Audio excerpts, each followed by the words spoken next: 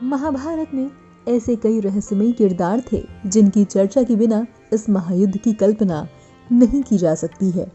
B R. Chopra इस बात को अच्छी तरह जानते थे, इसलिए उन्होंने हर बारीकी का ध्यान रखा, हर उस किरदार को अपने सीरियल में उतनी ही अहमियत दी।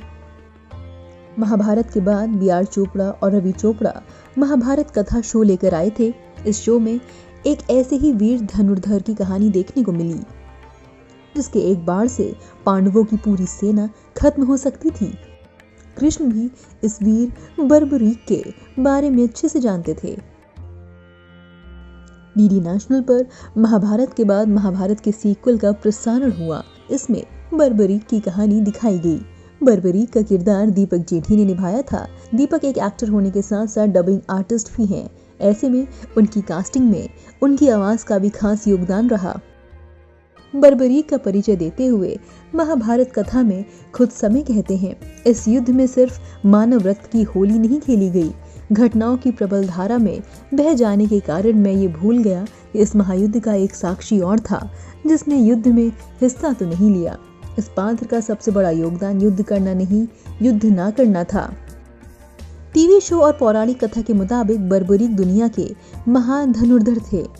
उनके 3 बाण ही कौरवों और पांडवों की पूरी सेना को खत्म कर सकते थे।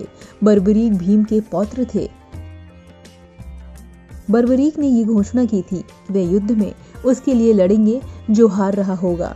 बर्बरीक की इस घोषणा ने सबसे अधिक चिंता में भगवान श्री कृष्ण को डाल दिया था। जब अर्जुन और श्री कृष्ण इस धनुर्धर बर्बरीक का पराक्रम देखने पहुंचे तो दंग रह गए। कृष्ण ने बर्बरीक को एक वृक्ष दिखाते हुए कहा था, यदि वह पेड़ के सारे पत्तों को एक ही तीर से भेद देंगे तो वह उन्हें मान जाएंगे। बर्बरीक ने इसे स्वीकार किया और तीर छोड़ दिया। जब तीर एक एक कर सारे पत्तों को भेद रहा था तो वृक्ष का एक पत्ता टूटकर नीचे गिर पड़ा। श्री कृष्ण ने उस पत्ते पर अपने पांव रखे और उसे छुपा लिया। बर्बरीक का तीर वृक्ष के सारे पत्तों को छेद कर कृष्ण के पैरों के पास आकर रुक गया। बर्बरीक ने कहा कि प्रभु, आपके पैर के नीचे एक पत्ता दबा है, कृपया पैर हटा लीजिए। ये देख कृष्ण हैरान रह गए और चिंतित भी हुए, क्योंकि वे जानते थे कि युद्ध में कौरवों की हार होगी और यदि बर्बरीक उनकी तरफ से लड़ते हैं तो पांडवों की हार सुनिश्चित है। इस घटना के बाद एक दिन सुबह सुबह भगवान श्री कृष्ण ब्राह्मण का भेष धारण कर बर्बरीक के पास पहुंचे। उन्होंने दान मांगा। बर्बरीक ने कहा कि ब्राह्मण, आपको क्या चाहिए? इस पर कृष्ण ने कहा कि मैं जो चाहता हूँ तुम वह नहीं दे पाओगे।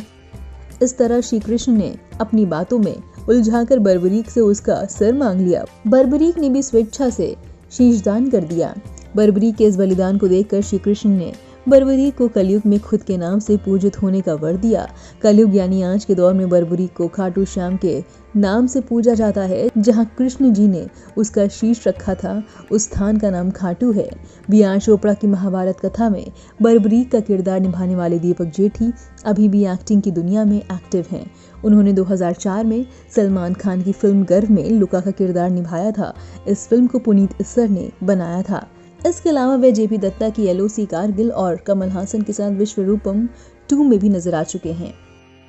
Bureau report, Navbharat times.